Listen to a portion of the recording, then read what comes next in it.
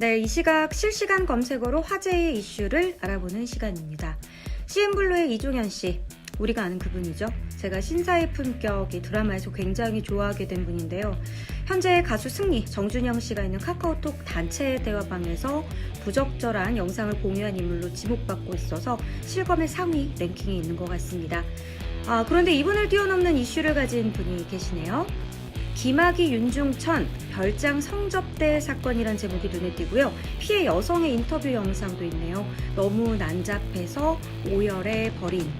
네, 이 사건이 6년 전 사건인가요? 아니, 왜 여태까지 아무 얘기가 없었던 거죠? 6년 만의 소환이라는 출석은 미지수라 하고요. 자, 근데 이건 또 뭐죠? 황교안 대표하고도 무슨 연관이 있나 봐요. 굉장히 복잡한 이 사건 자세히 한번 알아보겠습니다. 네, 2013년 이후 6년 만입니다. 별장 성접대 의혹을 받고 있는 김학의 전 법무부 차관, 오늘 검찰에 소환이 됩니다. 시간은 잠시 후 3시고요. 장소는 서울 동부지검이라고 하는데 출석 여부는 미지수라고 해요. 조사단이 강제 수사권이 없기 때문이죠. 자, 별장 성접대 사건 대체 뭐길래 김 전 차관, 지난 2013년 건설업자 윤중천 씨로부터 이 강원 원주 한 별장에서 성접대를 받았다는 의혹을 받았습니다. 당시 성관계로 추정되는 동영상이 발견은 됐는데 검찰이 증거 불충분을 이유로 김 전 차관을 무혐의 처분했었죠.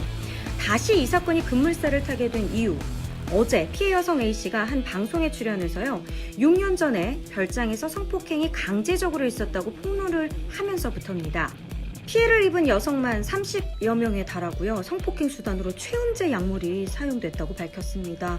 사실 이 사건을 다룬 방송은 지난해 4월에도 있었어요.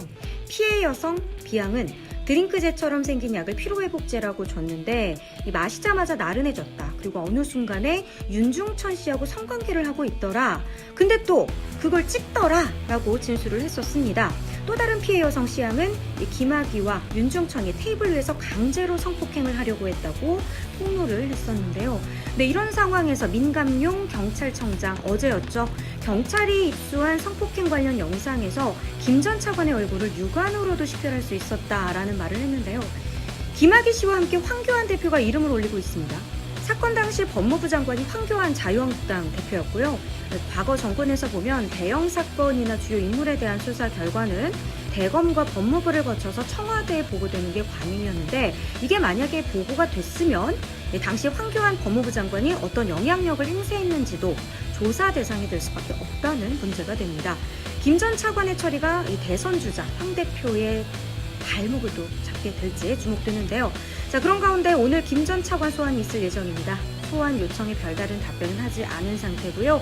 과거에 경찰 수사 소환에 불응한 바가 있어서 역시 오늘도 그렇게 되지 않을까라는 분위기가 이어지고 있습니다.